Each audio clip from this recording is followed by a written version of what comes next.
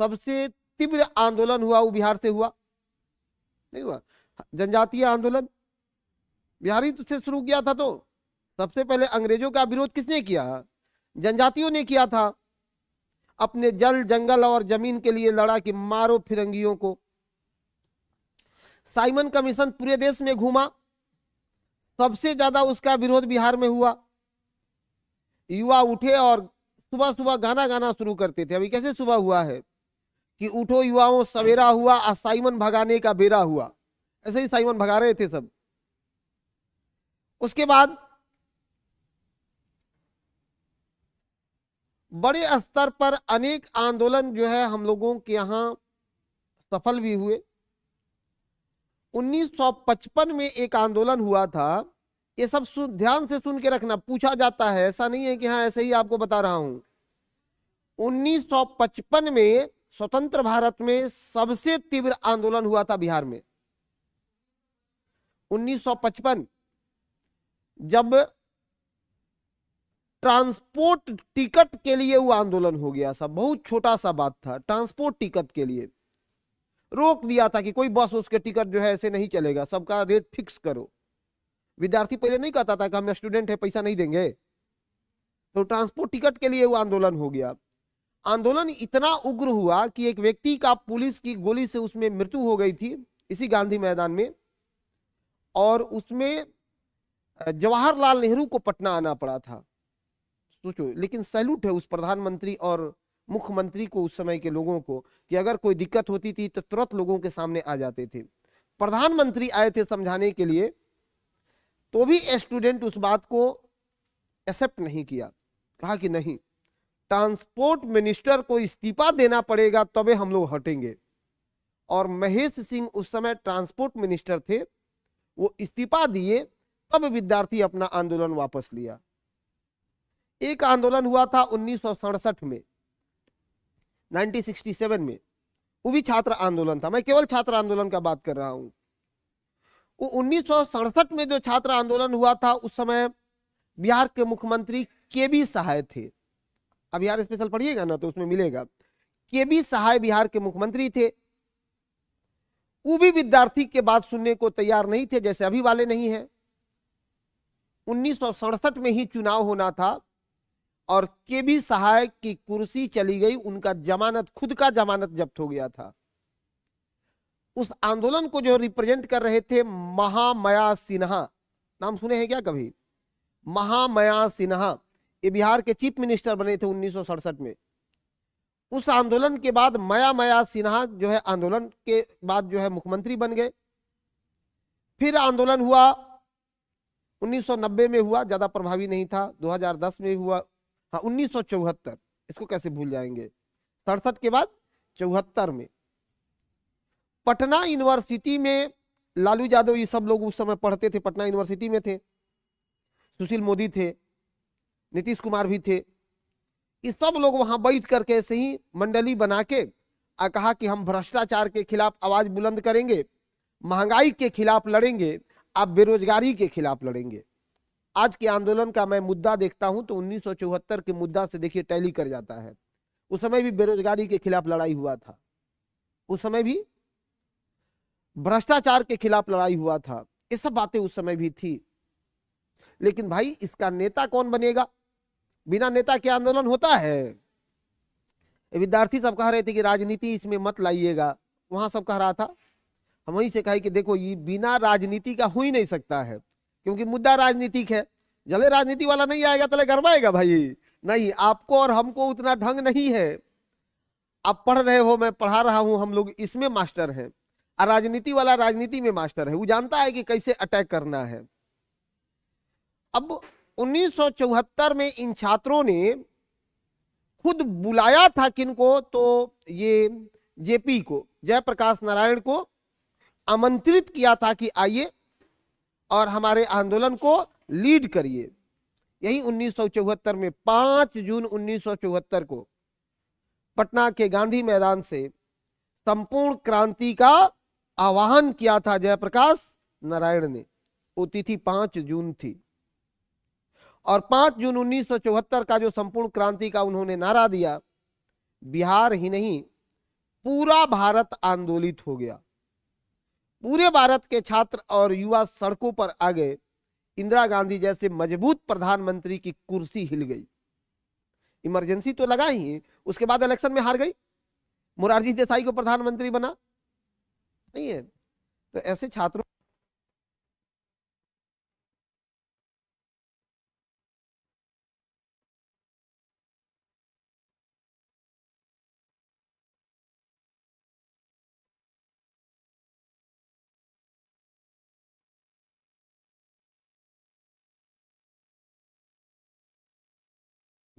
अब किसको मन है सुबह सुबह में बताइए गांधी मैदान में।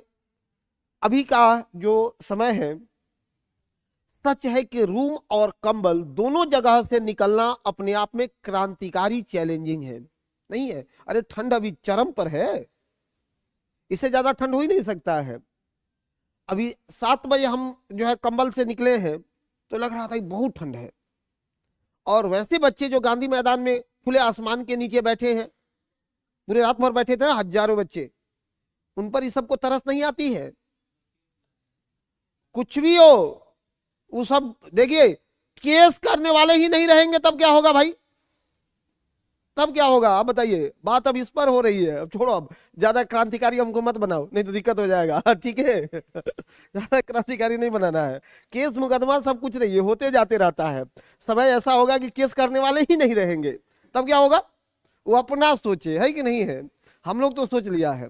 सच में मुझे तो बहुत दिक्कत है, मैं नहीं था वहां पर, मैं अपने रूम में था, लेकिन न्यूज से जो हम देख रहे थे वो अपने आप में रूह कपाने वाला था कि भैया इस स्थिति में बच्चे बैठे हुए हैं खुली आसमान के नीचे। एक दिन उन लोगों को बैठा के देखिए क्या होता है कि नहीं है? अब छोड़ो छोड़ो, हटाओ भाई, अब कुछ नहीं बात करेंगे इस पर, अब बहुत बात हो गई। निश्चित रूप से हमारा उसको समर्थन है और सब हर एक चीजों से समर्थन है, ठीक है। चलिए, आप लोग भी आराम से घर निकल जाइएगा, क्लास के बाद अपडेट रहना है, ठीक है। लेकिन सोच लो, वो सब लड़ रहे हैं तो आपके लिए भी लड़ रहे हैं, केवल अपने लिए लड़ रहे हैं नहीं, उसका डायरेक्ट लाभ टीआरई वालों को होना है। क्योंकि अब आपके परीक्षा में भी लंद फंद का कोई चांस नहीं रहेगा। और 2-4 साल तो शांत जरूर हो जाएगा, ये तय है। हो जाएगा तो आप देखिएगा ना, शांत हो जाएगा। अब नहीं होगा तो क्या होगा? और एग्जाम तो कैंसिल होके रहेगा, ठीक है। ऐसा थोड़े है। अब कहा जाता है कि एक चिंगारी तो मारो सिद्धत से, तो ये चिंगारी नहीं, ये ज्वाला बन चुका है। और इस ज्वाला में कौन कौन जलेगा ऊपर वाला जाने, ठीक है। उठाइए, कल हम लोग पढ़ रहे थे राजस्थान को, भाई याद है? कल हम लोग का क्लास राजस्थान पर चल रहा था।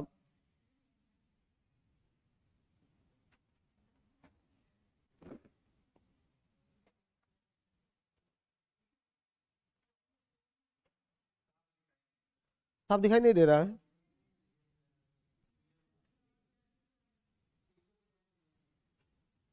पिक्चर क्वालिटी सही नहीं है इसका ना।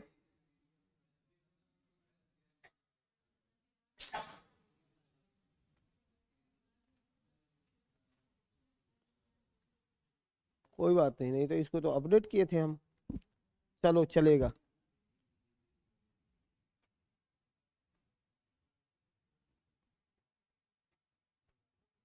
ठीक है।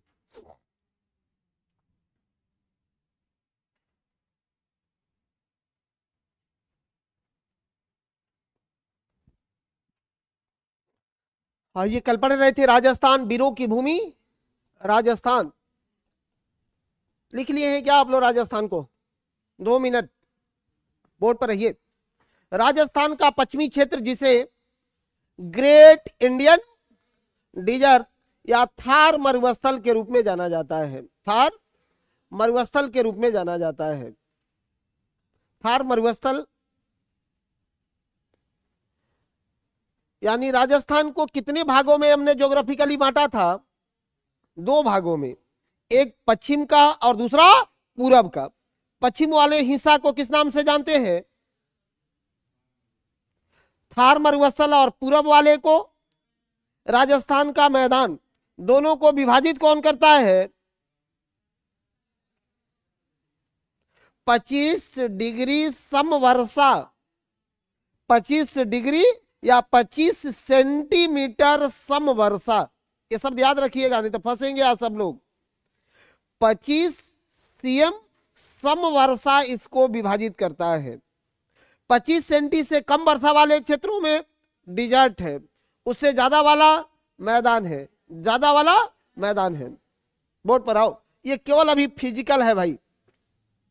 इसी में आप देखेंगे कि आपको दिख रहा होगा कुछ प्लेन्स सब, जैसे राजस्थान प्लेन, खेतड़ी हिल्स। खेतड़ी का नाम सुना है आपने, कल पढ़ाए थे खेतड़ी। खेतड़ी तांबा उत्पादन के लिए भारत का सबसे प्राचीन खदान है। यहां पूरा पाषाण काल से तांबा का उत्पादन होता है, आज से नहीं, पूरा पाषाण काल से हो रहा है।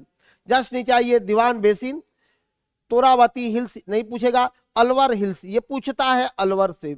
अलवर को आपने क्या पढ़ा था कि यह दिल्ली एनसीआर का हिस्सा है। आगे और भी पढ़ाएंगे इस पर आके, बस मोटा मोटा चीजें कोटा में आकर के भी एक बार देख लेना। और सबको मैं जोड़ रहा हूं यहां आपके पॉलिटिकल मैप से। सबके पास है ना पॉलिटिकल मैप, निकालिए निकालिए मैप अपना निकालिए, सब मैप निकालो, अपना एटलस निकालो, ऑनलाइन वाले भी एटलस निकालिए।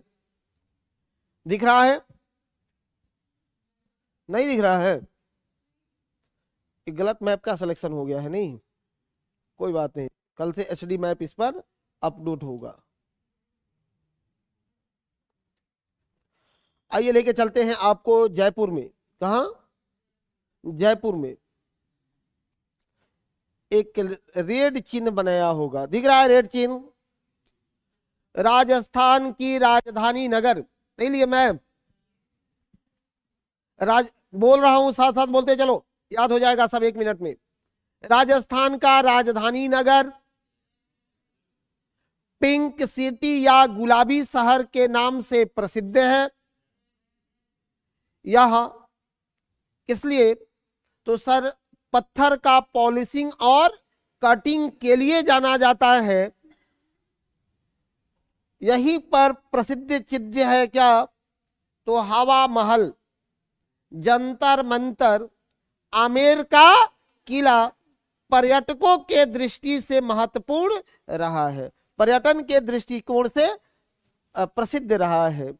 इसके नीचे आओ, मैप तो दिख ही नहीं रहा है अब एक मैप हम भी निकाल करके देखते हैं, आप किताब से देखते रहो, ठीक है, कोई बात नहीं। आए, हाँ सिर्फ जयपुर दिख रहा है इसमें, इसे कैसे होगा, कोई बात नहीं, इसको हम लोग ठीक कर लेंगे, ठीक कर लेंगे। चलो आगे बढ़ लेना। जयपुर के बाद आपको दिख रहा होगा जस्ट ऊपर में देखना गंगानगर, गंगानगर हनुमानगढ़, गंगानगर हनुमानगढ़ दिखा? नहीं दिखा? मेरे में भी नहीं दिख रहा है। गंगानगर हनुमानगढ़, गंगापुर दिखा? वही हनुमानगढ़ भी दिखा होगा, वही हनुमानगढ़ भी दिखा होगा।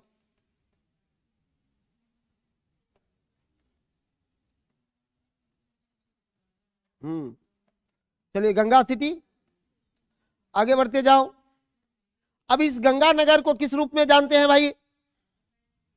राजस्थान का अन्न भंडार। गंगानगर प्रसिद्ध है किस लिए? राजस्थान के अन्न भंडार के लिए। राजस्थान का अन्न भंडार, सुनो, गंगानगर ये अपवहित है इंदिरा गांधी नहर से।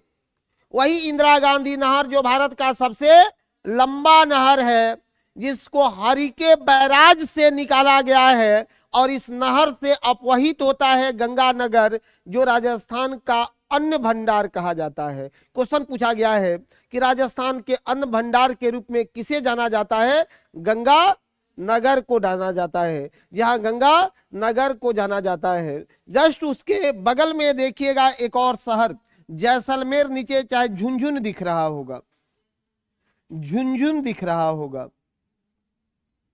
झुंझुन दिख रहा होगा, नहीं दिख रहा है झुंझुन? ए झुंझुन, जयपुर से सीधे उत्तर की ओर चलो, ऊपर मिल जाएगा झुंझुन। जयपुर से उत्तर की ओर देखो, उत्तर में ऊपर, और ऊपर आपको मिल जाएगा झुंझुन। यह झुंझुन, यही झुंझुन के बगल में है खेतड़ी वाला क्षेत्र, जहां तांबा का उत्पादन किया जाता है।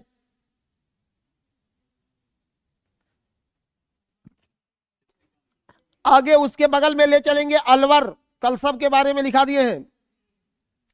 अलवर दिखा, अलवर। अलवर प्रसिद्ध है किस लिए भैया? एक कल सब लोग पढ़ के गया था ना। अलवर किस लिए जाना जाता है? नहीं बोलिएगा तो सबको साथ में खड़ा करा देंगे।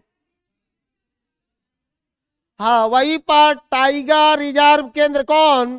सरिस्का है, सरिस्का टाइगर रिजर्व है। अलवर दिल्ली एनसीआर का हिस्सा है, और ये दोनों कारणों से ही अलवर को प्रसिद्धि प्राप्त है, अलवर प्रसिद्ध रहा है साथियों। वहीं पर एक चीज और देखना कि सर वो वस्त्र रंगाई और पोताई के लिए भी प्रसिद्ध रहा है। उसके बगल में एक जगह मिलेगा भरतपुर। हाँ, दिल्ली तो होकर दिल्ली के अंग है, एनसीआर उसमें भी है। आगे बढ़िए। भरतपुर केवलादेव राष्ट्रीय घना पक्षी विहार, उसमें भी लिखा होगा एटलस में भी, केवलादेव राष्ट्रीय घना विहार पक्षी, घना पक्षी विहार। सुनो, आपको मिल रहा है? नहीं मिल रहा है? क्यों नहीं मिल रहा है? दो लोग साथ में बैठिए, मिल जाएगा। इनके आगे आ जाइए, बगल में आइए, इनके पास आइए।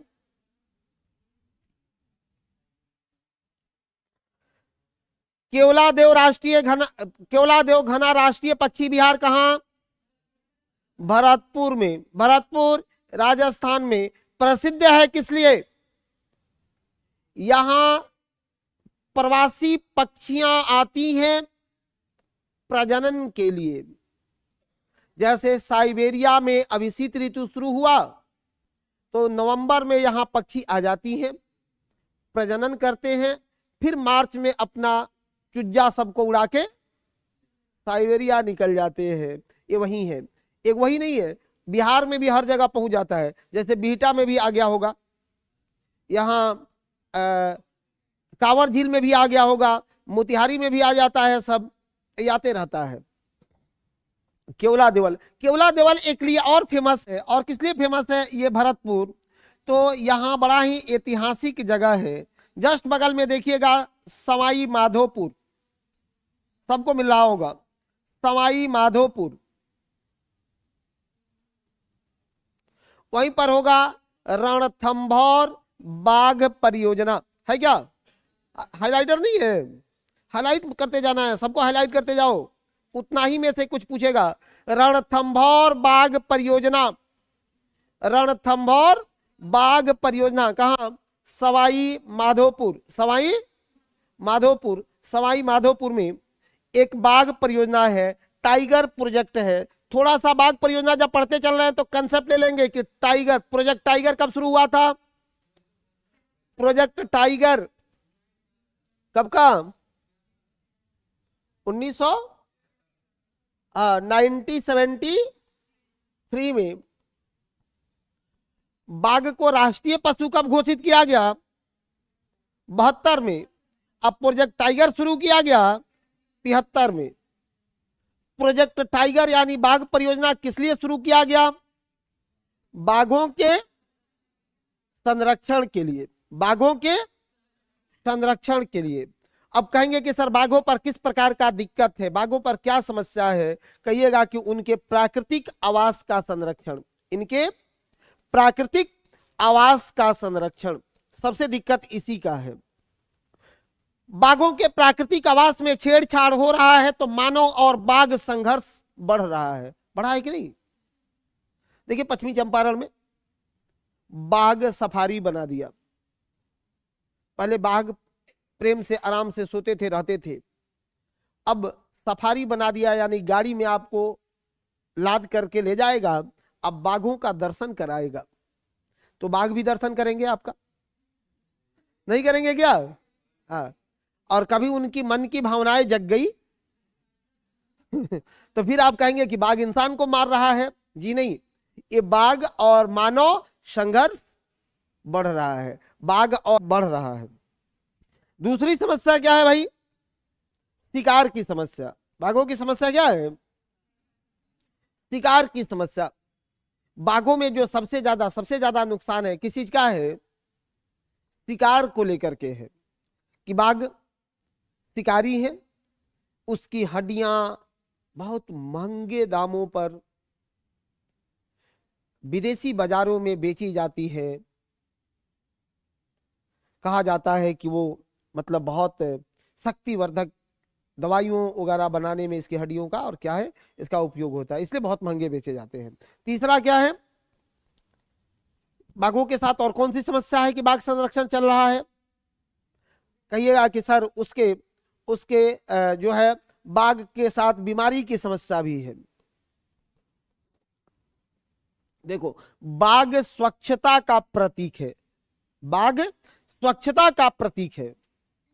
बड़ी साफ सुथरा जगह पर बाघ रहता है, जहां वहां प्रदूषण फैलेगा बाघों के साथ समस्या उत्पन्न हो जाएगी।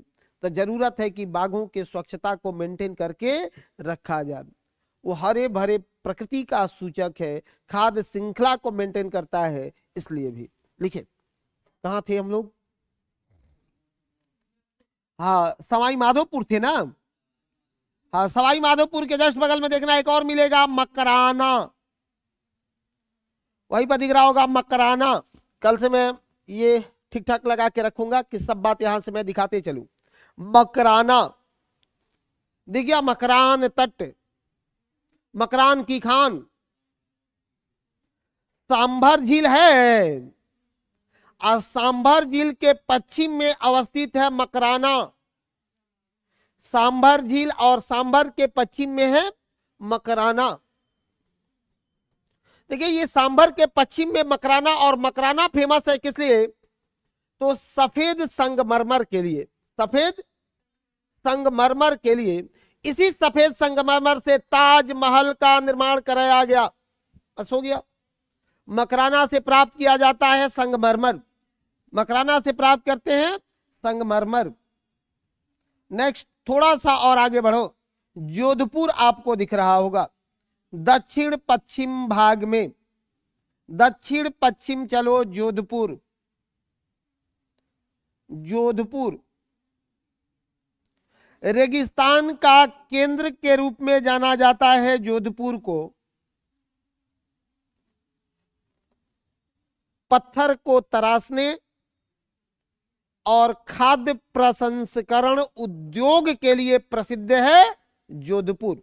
पत्थर को तराशने और इसके लिए प्रसिद्ध है कौन सा? जोधपुर। दक्षिण पश्चिम में है जोधपुर, देखिए। जस्ट उसके नीचे चलिएगा, आगे मिल रहा होगा आपको नागौर। नागौर सबको मिला? नागौर, क्या बात है। जिप्सम भंडार, सीसा उत्पादन, जिप्सम सीसा के लिए है। यहीं पर नागौर गाय की नस्लें पाई जाती है। एक गाय नस्ल है, कौन? नागौर। नागौर नाम की गाय नस्ल है। कौन सी गाय नस्ल है? नागौर। नाम सुना है आपने कभी? जैसे गिर, सिंधी, उसी तरीका के है नागौर भी। तो ये सब गैया के नस्ल याद करके रखो, तब ना परीक्षा में सब मिलेगा। गिर भी पूछ लेता है कि गिर कहाँ की है, तो हरियाणा। सिंधी कहाँ की है? सिंध पाकिस्तान में। नागौर कहाँ की है? नागौर में, राजस्थान। नागौर राजस्थान, नागौर राजस्थान। देखो यहाँ जिप्सम और जस्ता का, जिप्सम और सीसा का उत्पादन होता है। यहीं पर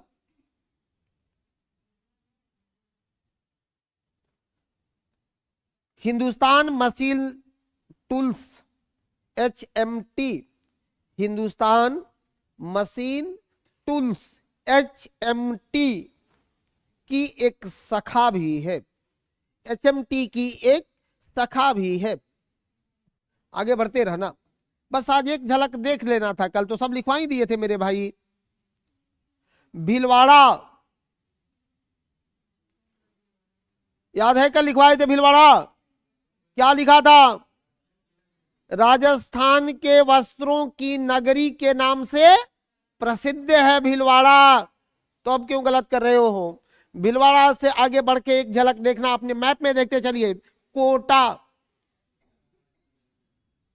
कोटा दिखा, कोटा। सुनो, चंबल नदी के तट पर अवस्थित एक शैक्षणिक नगर है जो IIT और मेडिकल के सेवाओं के लिए सुप्रसिद्ध रहा है, कोटा। ठीक है, मुख्य रूप से पूछा जाएगा कि किस नदी पर अवस्थित है, तो चंबल नदी पर अवस्थित है कोटा। चंबल नदी पर अवस्थित है कोटा, यहां दिख रहा होगा सबको कोटा। कोटा से आगे बढ़ के देखना फटाफट, वहीं पर एक और दिख रहा होगा, एक छोटा सा जगह लखेरी। मिल जाए तो ठीक है, नहीं मिले तो कोई बात नहीं। लखेरी मिला? लखेरी नहीं मिला। उदयपुर को, उदयपुर सबको मिला? हाईलाइट करो उदयपुर, कल पढ़ाए थे लिखाए थे। उदयपुर को किस लिए जाना जाता है? हाँ, झीलों की नगरी नाम से मशहूर, और यहां पर भी संगमरमर का उत्पादन किया जाता है। जावर, जावर भी कल पढ़ाए थे। सीसा और जस्ता के खान। देवारी भी कल पढ़ाए थे। सीसा और जस्ता के उत्पादन के लिए जाना जाता है, किसको? देवारी को जाना जाता है। बस इतना ही तो था राजस्थान में। आगे बात कर ले आपसे गुजरात पर, बात कर ले गुजरात पर एक बार। चलो मैप नहीं है तो आज लिख लेते हैं गुजरात पर।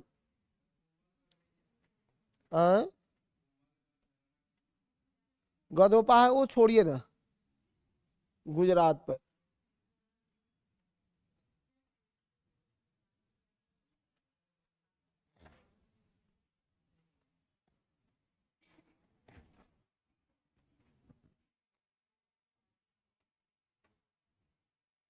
पहले लिख लो, फिर एक बार सब देख लेना मैप को, लिखते जाइए। गुजरात, गुजरात को भौतिक आधार पर 3 भागों में बांटा जाता है। गुजरात को भौतिक आधार पर कितने भागों में? जहां 3 भागों में बांटा जाता है। गुजरात को भूभौतिक आधार पर 3 भागों में बांटा जाता है। कौन कौन से 3 भाग हैं? गुजरात का मैदान, गुजरात का मैदान, दूसरा कठियावाड़ प्रायद्वीप, कठियावाड़ प्रायद्वीप, और तीसरा है कच्छ का रण। तीसरा है कच्छ का रण। इन 3 भागों में बांटा जाता है। गुजरात का मैदान, कठियावाड़ प्रायद्वीप और कच्छ का रण।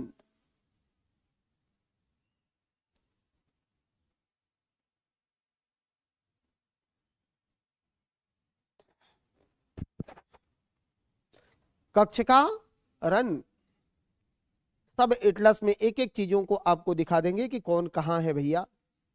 अब देखो गुजरात का मैदान से ही पढ़ना शुरू करते हैं, लिखते जाइए कि गुजरात का मैदान, गुजरात का मैदान दक्कन कालीन, दक्कन कालीन लावा निक्षेप से, दक्कन कालीन लावा निक्षेप से निर्मित है। दक्कन कालीन लावा निक्षेप से निर्मित है। गुजरात का मैदान दक्कन कालीन लावा निक्षेप से निर्मित है।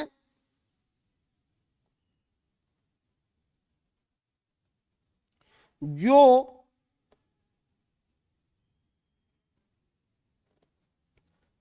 जो साबरमती साबरमती माहे माही नदी है ना, माही, साबरमती, माही, ताप्ती और नर्मदा, साबरमती, माही, ताप्ती और नर्मदा नदियों द्वारा अपवहित है।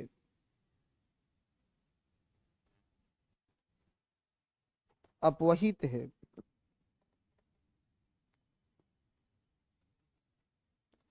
यहां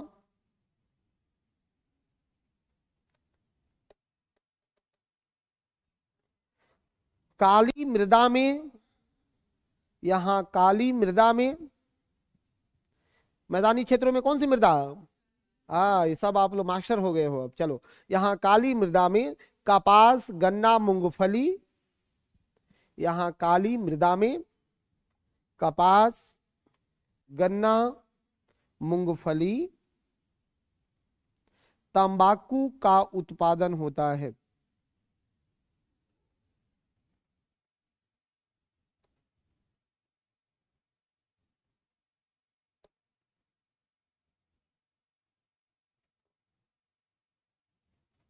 लिखेगा एक एक पॉइंट करके। सूरत, इसी मैदानी क्षेत्रों में नगर मिलेगा, कौन सा, सूरत। लिखते जाओ, सूरत, सूरत। क्या जानते हैं सूरत के बारे में, चंद शब्द में लिखो। लिखो सूरत, ताप्ती नदी के मुहाने पर अवस्थित, ताप्ती नदी के मुहाने पर अवस्थित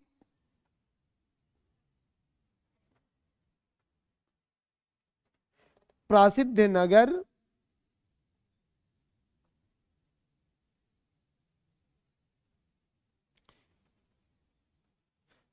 जो जो सूती वस्त्र उत्पादन, जो सूती वस्त्र उत्पादन एवं जो सूती वस्त्र उत्पादन एवं किस लिए प्रसिद्ध है, हीरा के कटिंग और पॉलिशिंग के लिए, हीरा के कटिंग, डायमंड कटिंग एंड पॉलिशिंग, हीरा के कटिंग और पॉलिशिंग के लिए विश्व प्रसिद्ध है। काटने और तराशने का काम किया जाता है।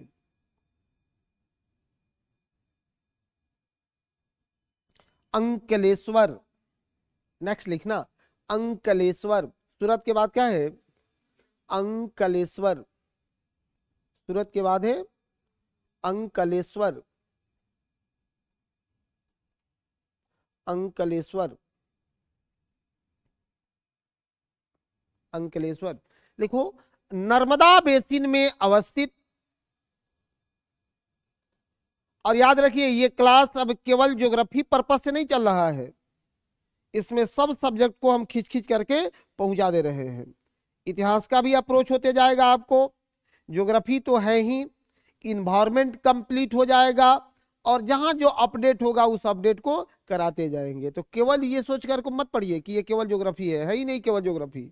ठीक है, आ जाते हैं अंकलेश्वर। नर्मदा बेसिन में अवस्थित, नर्मदा बेसिन में अवस्थित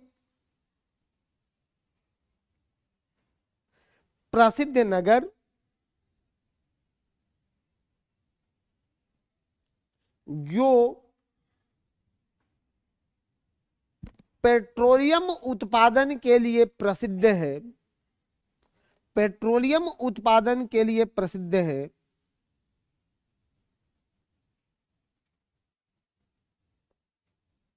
यहां वसुंधरा तेल क्षेत्र है, वसुंधरा तेल क्षेत्र है। हाईलाइट करके क्या लिखना है? वसुंधरा, वसुंधरा तेल क्षेत्र है। एक सेकेंड और आपका समय लेंगे। कल आपने क्या पढ़ा था? मंगला, सरस्वती, बागेश्वरी, ऐश्वर्या सब कहां? राजस्थान में। अब वसुंधरा गुजरात में। गलती से भी गलती मत करिएगा, गलती से भी गलती मत करिएगा, नहीं तो अक्सर इसी में क्वेश्चन फंसा के पूछ लेता है और कंफ्यूजन होने का चांस भी प्रबल रहता है। आगे लिखो अहमदाबाद। नेक्स्ट लिखेंगे अहमदाबाद। नेक्स्ट बातें होगी आपसे अहमदाबाद पर। साबरमती तट पर अवस्थित, साबरमती तट पर अवस्थित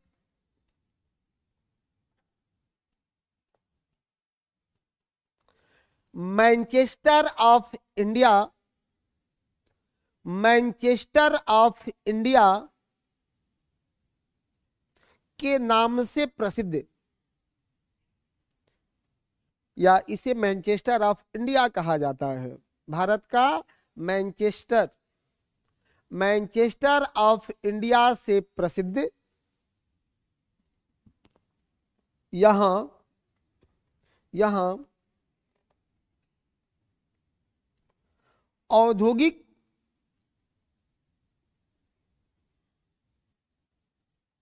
क्षेत्रों के साथ साथ शोध संस्थान भी अवस्थित है।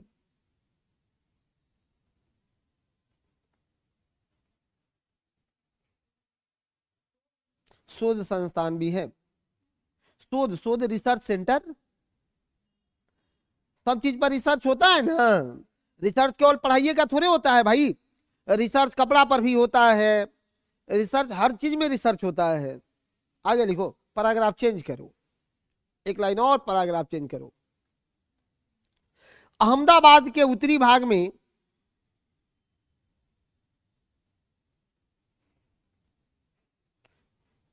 अहमदाबाद के उत्तरी भाग में अवस्थित दो जगह है। अहमदाबाद के उत्तरी भाग में अवस्थित कलोल एवं मेहसाना, कलोल एवं मेहसाना, कलोल एवं मेहसाना, कलोल एवं मेहसाना पेट्रोलियम एवं दुग्ध उत्पादन के लिए प्रसिद्ध है। कलोल एवं मेहसाना दो स्थान है, कौन कौन? कलोल और मेहसाना। कलोल और मेहसाना पेट्रोलियम के लिए भी है और दूध के लिए भी है। दोनों नाम को याद रखना है कि कलोल एवं मेहसाना। नेक्स्ट लिखेंगे कक्ष कारण, मेजर हेडिंग।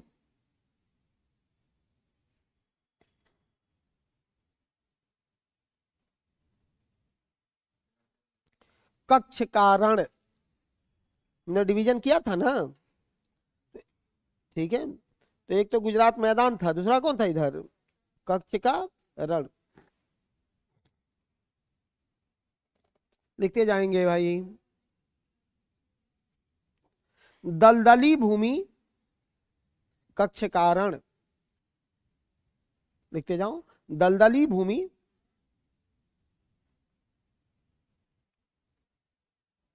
जहां भारत की सबसे लंबी, जहां भारत की सबसे लंबी दलदली भूमि,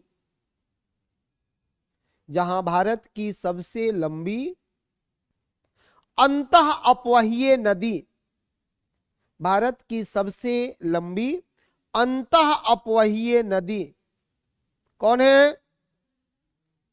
अंतः अपवहीय नदी लूनी। अंतः अपवहीय नदी लूनी। लूनी निकलती कहां से है? निकलती कहां से है? नागा पहाड़ी कहां? राजस्थान में, हाँ, अरावली पर्वत के नागा पहाड़ी से लूनी नदी का निकलती है, जो जाकर के कच्छ के रण में विलीन हो जाती है। वह दलदली क्षेत्र है। और दलदली क्षेत्र होने के कारण वहां पर बायोस्फीयर रिजर्व बनाया गया है। विश्व भारती नाम सुना है क्या आपने? विश्व भारती बायोस्फीयर रिजर्व। उस विश्व भारती बायोस्फीयर रिजर्व में क्या पाए जाते हैं? या ज्ञान भारती, वहीं पर ज्ञान भारती बायोस्फीयर रिजर्व में दुर्लभ गदहा पाए जाते हैं। अक्सर क्वेश्चन पूछता है कि गदहा सबसे ज्यादा कहां? कहां? राजस्थान में। ऊंट राजस्थान में, गदहा गुजरात में, और गुजरात के इसी कच्छ के रण में। पिछला चुनाव में कुछ ऐसे ही बातें वायरल हो रही थी कि गुजरात में क्या पाया जाता है। देखिए, गुजरात वाले लोग सबसे शातिर होते हैं, गधा नहीं है, वो गधा लोगों को बना जाते हैं। ठीक है, हाँ, सब उद्योगपति कहाँ है भाई? सब गुजरात में है। सबके सब कहाँ है? तो सब गुजरात में मिलते हैं, तो फिर कोई दिक्कत नहीं है। चलिए लिखे, आपको याद है 1025 महमूद गजनवी सोमनाथ मंदिर पर आक्रमण किया। जहां का राजा कौन? भीम प्रथम था। और भीम प्रथम को पराजित करने के बाद जब वह सोमनाथ मंदिर को लूटा, तो सोमनाथ मंदिर को लूटने के लिए जब सोने चांदी उसके पास बहुत बढ़ गए, तो इसको ले जाने के लिए वो गदहा लेकर के आया, और वह गदहा सब पर लाद के पहुंचा दिया अफगानिस्तान। उस समय से गधे हैं वहां। ठीक है, लिखो एक लाइन में, आगे बढ़ना है। क्या था? सबसे बड़ी अंतः अपवहीय नदी कौन है? लूनी। लूनी, लूनी नदी यहां विलीन होती है, यहां विलीन होती है।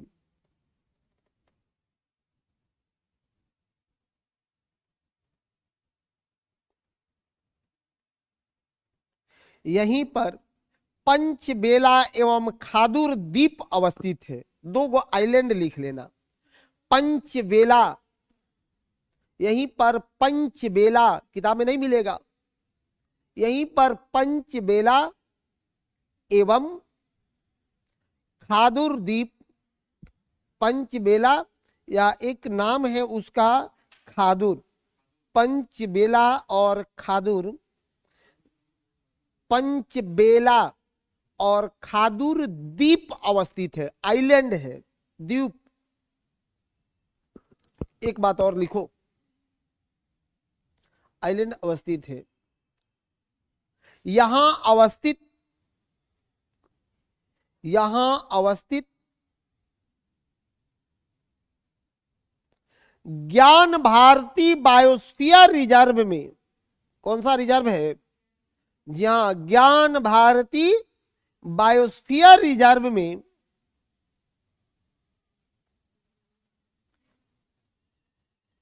जंगली गधा और जेबरा पाया जाता है।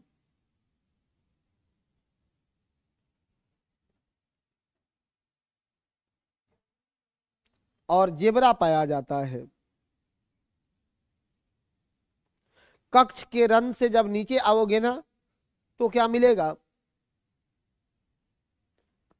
कच्छ की खाड़ी, उसके नीचे जस्ट क्या मिलना है?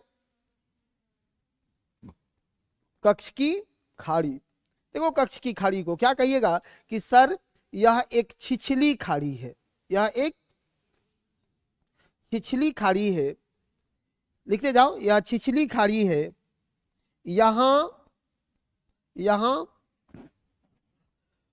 परवाल संकेंद्रन या परवाल पाए जाते हैं। यहां परवाल पाए जाते हैं। हाँ, परवाल, भीति वाला परवाल, यहां परवाल पाए जाते हैं। यहां भी पाया जाता है भैया, यहाँ प्रवाल पाए जाते हैं और इसलिए इसे, अब ये परीक्षा का शब्द होगा, इसलिए इसे मैरीन नेशनल पार्क का दर्जा दिया गया है। इसलिए इसे मैरीन नेशनल पार्क का दर्जा दिया गया है, ये परीक्षा में पूछेगा। इसलिए इसे मैरीन नेशनल पार्क का दर्जा दिया गया है, मैरीन नेशनल पार्क का दर्जा दिया गया है, इसलिए इसे मैरीन नेशनल पार्क का दर्जा दिया गया है।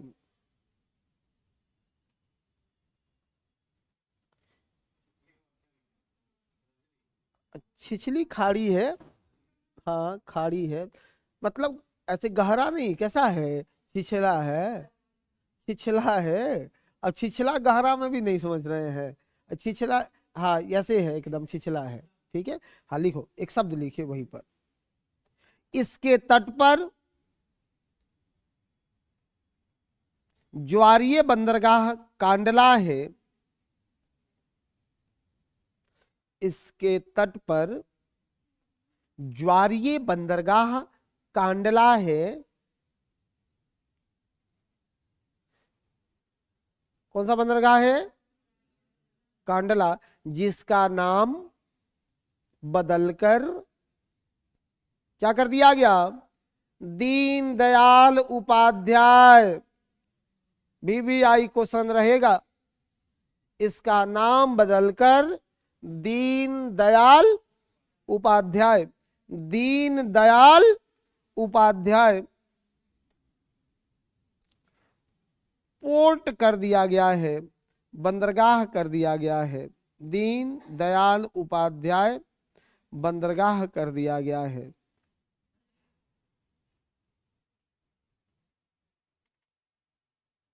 आगे बढ़ो।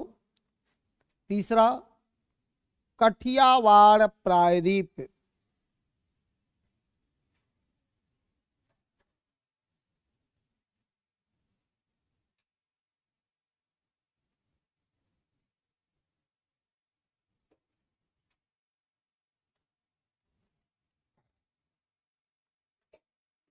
कठियावाड़ प्रायद्वीप, कठियावाड़ प्रायद्वीप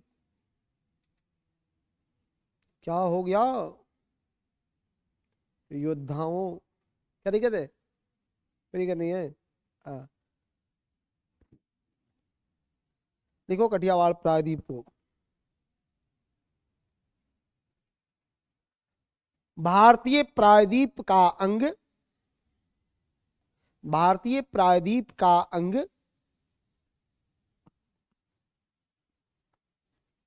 जो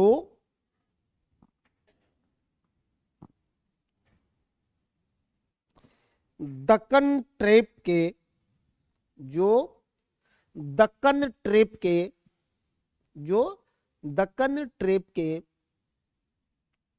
लावा निक्षेप से बना है, दक्कन ट्रेप के लावा निक्षेप से बना है। यहां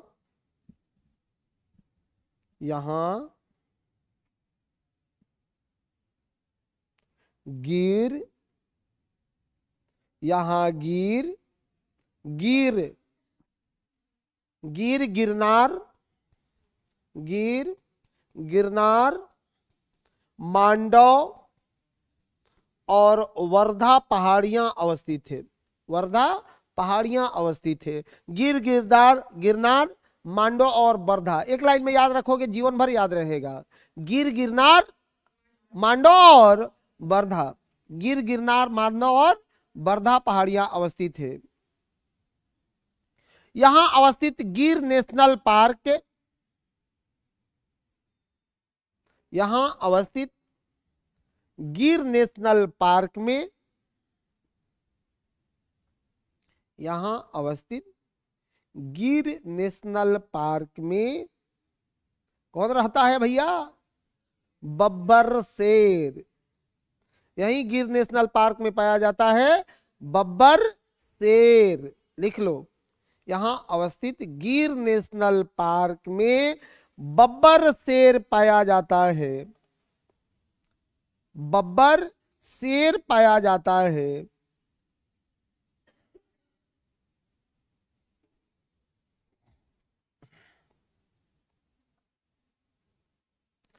पर आप चेंज करना, ओखा तट पर, ओखा तट पर, कौन सा तट है?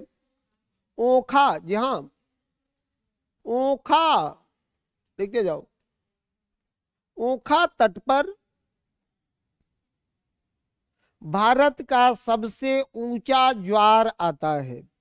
ओखा तट पर भारत का सबसे ऊंचा ज्वार आता है। ज्वार भाटा समझते हो? महासागरीय जल का उठना ज्वार और गिरना भाटा, उठना ज्वार और गिरना भाटा। बृहत ज्वार कब आते हैं? पूर्णिमा को और अमावस्या को। कब आता है? पूर्णिमा और अमावस्या को। क्यों आता है? नहीं बताएंगे, सब लोग बताना पड़ेगा। क्यों नहीं मालूम है तो क्यों आपको मास्टर बनाया जाए? अभी तर्क दीजिए। ज्योग्राफी सबसे, जीएस नहीं है?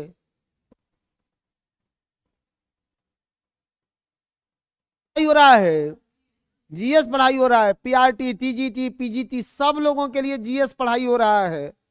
वो पीजीटी वाला को तो बाद में पढ़ाते हैं, उस सबको पढ़ना है क्या?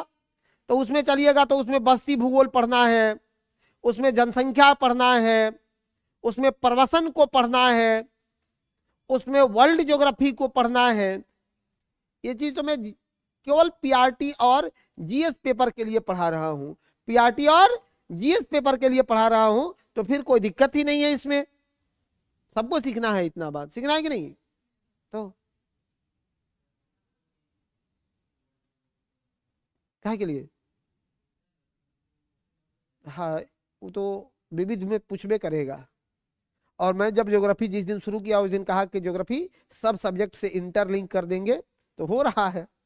ठीक है, अच्छी बात है, पढ़ लो पढ़ लो, बहाना नहीं चलेगा, बहाना नहीं चलेगा। बहाना कायरों का ढाल होता है, और कायर लोग इसी बहाने के बल पर लड़ते लड़ते बेरोजगारी की दुनिया में शहीद हो जाते हैं। इसलिए बहाना नहीं करना है। ठीक है, चलिए आइए। ओखा, ओखा पर भारत का सबसे ऊंचा ज्वार आता है। कितना का आता है भैया? 2.7 मीटर ऊंचा आता है। कितना ऊंचा आता है? 2.7 मीटर ऊंचा आता है। थोड़ा विश्व के ज्वार को भी देख ले, विश्व में भी देखो। यहां पर सबसे ऊंचा ज्वार आता है विश्व में फंडी की खाड़ी में। फंडी की खाड़ी कहां है? कनाडा में। 15 मीटर तक ऊंचा ज्वार आता है यहाँ। कितना? 15 मीटर ऊंचा ज्वार आता है फंडी की खाड़ी कनाडा में। किसी भी स्थान पर एक दिन में कई बार ज्वार आएगा? 2 बार आता है। एक दिन में कितने बार? 2 बार ज्वार आता है। लेकिन साउथ हैम्पटन, नाम सुना है आपने? साउथ हैम्पटन, इंग्लैंड, ब्रिटेन में। चलो, यहां प्रतिदिन कितना बार? 4 ज्वार आता है। प्रतिदिन 4 ज्वार आता है। जो पूछता है मैं उसी को इंटरलिंक कर रहा हूं। 4 ज्वार आता है। इसमें से 2 ज्वार जो आता है वो आता है इंग्लिश चैनल के तरफ से, इंग्लिश चैनल के तरफ से, इंग्लिश चैनल के तरफ से, इंग्लिश चैनल के तरफ से। और 2 ज्वार आता है उत्तरी सागर के तरफ से। 2 आ 2 कै गो? 4 गो। अन्य जगहों पर कितना ज्वार? 2 गो। एक बातें चल रही थी कि पूर्णिमा और अमावस्या को बड़ा ज्वार काहे आता है, तो कहिएगा कि सर सूर्य, चंद्रमा और पृथ्वी तीनों एक सीध में होते हैं। और सुनो, सूर्य, चंद्रमा और पृथ्वी तीनों एक सीध में होते हैं, तो बल ज्यादा लगाएंगे ना, तो ज्यादा उठा देते हैं। जब तीनों एक पिंड में हो उसको क्या बोलते हैं? सिजगी। जब तीनों एक पिंड में हो उसे क्या बोलते हैं? सिजगी बोला जाता है। याद रहेगा, सिजगी। एक बार सिविल के परीक्षा में पूछ लिया है कि जब तीन खगोलीय पिंड एक रेखा में हो तो क्या बोला जाता है? सीजीगी। बीपीएससी के क्वेश्चन बैंक का क्वेश्चन है, ठीक है, तो पढ़ना ऐसे पड़ेगा। आगे बढ़ाइए, नेक्स्ट। कहां पढ़ रहे थे भाई, क्या लिख रहे थे?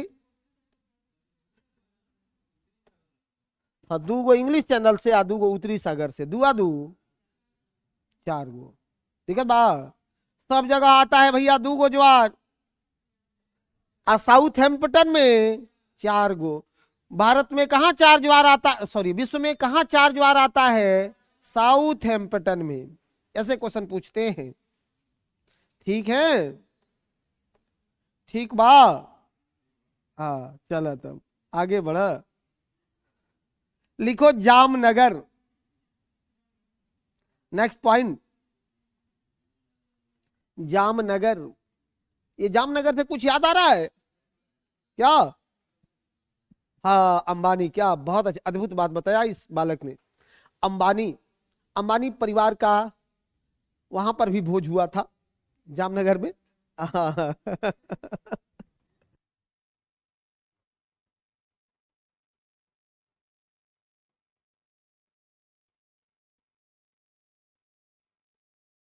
अप हो जाता है, चिंता मत करना। ऐसे बात बोलते हैं तो, और साथ ही छोड़िए। हाँ हम, हाँ, सामान्य सामान्य व्यक्ति ऐसे हो ही नहीं सकता है, वैसे होगा तो उसका विवाह होगा जी। 2 क्विंटल ऊपर आदमी है तो वो इंसान का नहीं। अरे हाँ, वो सामान्य व्यक्ति नहीं है, अरे वो असामान्य है, वो असामान्य है। आए?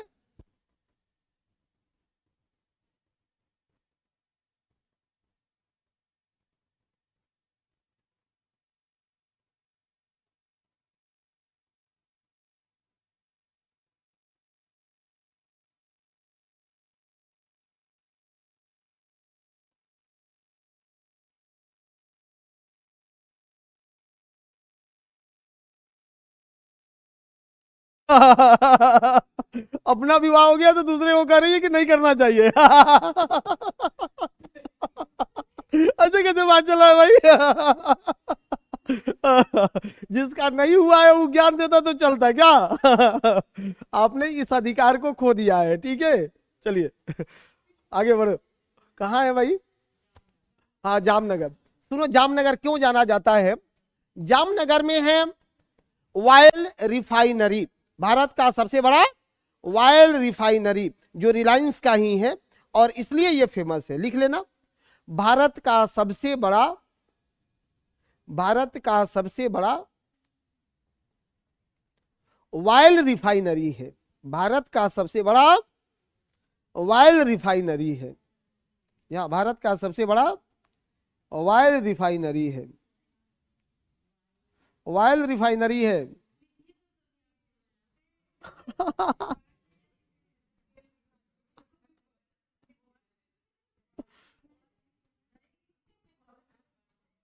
चलो ऑयल रिफाइनरी है, हो गया, हिंदी इंग्लिश दोनों में लिख दिए। आगे बढ़ो, सबसे बड़ा ऑयल रिफाइनरी है। नेक्स्ट, कंटिन्यू करते रहना, अभी अभी है इसमें चलेगा। उसके बाद लिखिए भावनगर, एक और जगह दिख रहा होगा भावनगर। हाँ हाँ, जामनगर में कितना लिखेगा, तो पेट्रोल रसायन के लिए महत्वपूर्ण है तो उसको छोड़ो, लिखो भावनगर, भावनगर।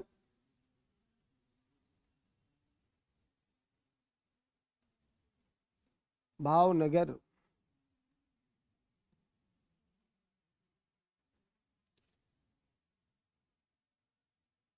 गुजरात का एक महत्वपूर्ण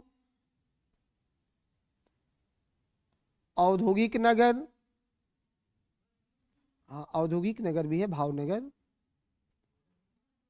हाँ औद्योगिक नगर,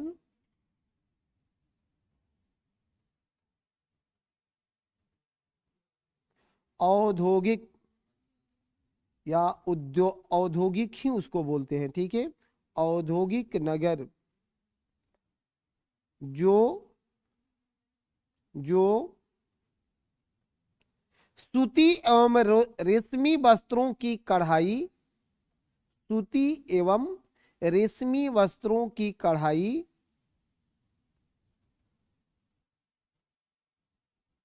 तथा वनस्पति तेल के उत्पादन के लिए प्रसिद्ध है। वहीं पर लिख लेना, एक जगह दिख रहा होगा भरूच, दिखे हो क्या, के लिए प्रसिद्ध है। हाँ, वनस्पति तेल के लिए प्रसिद्ध है। एक और जगह दिख रहा होगा भरूच, भरूच दिखा है क्या, भरूच। भरूच इसलिए फेमस है, सुनिए, भरूच दो तीन कारणों से बहुत फेमस है। कौन कौन सा दो तीन कारण है मेरे भाई? पहला कि वह नर्मदा तट पर अवस्थित है, भरूच में एक बंदरगाह भी है, और उसी भरूच के निकट सरदार वल्लभ भाई पटेल का स्टेचू बना हुआ है, statue of unity, statue of unity, statue of unity Narmada किनारे भरूच के पास बनाया गया है, जो सबसे ऊंचा प्रतिमा है सरदार वल्लभ भाई पटेल की। दिक्कत है? नहीं है, तो इसलिए है। लिखे भरूच, क्या लिखे हैं, क्या लिखे हैं? हाँ, नर्मदा तट पर अवस्थित, यहां सरदार वल्लभ भाई पटेल की तट पर अवस्थित है, यहां सरदार वल्लभ भाई पटेल की स्टैचू ऑफ यूनिटी है, स्टैचू ऑफ यूनिटी है, स्टैचू ऑफ यूनिटी है। अब जो छूटा होगा उसको एक बार हम लोग मैप में देख लेंगे, आप मैप में देख करके क्लियर कर लेंगे। दिक्कत है किसी को? हाँ है, भरूच बंदरगाह 100 कुछ मीटर है उसका ऊंचाई, ठीक है। करा देंगे उसको, लिख लीजिएगा कल। हाँ, किसी को कोई दिक्कत हो तो एक बार पूछ ले। फिर इसके बाद जब हम लोग एटलस को लगाएंगे तो एटलस में से कोई सा भी ऐसा जगह होगा जो छूटा होगा तो उसको देख लेंगे। ये तो हमने लिखवा दिया कि परीक्षा के लिए इतना रट जाना है, बाकी बोर्डवा पर तो पढ़ाएंगे ना भाई मैप लगा के। एक सेकंड आप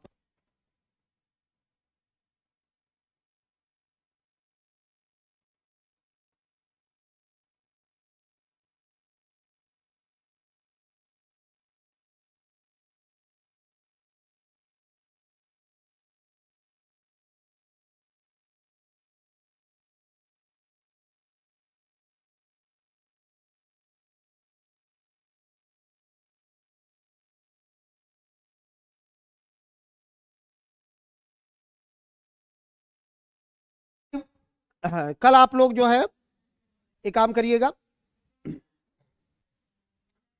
सुन लो,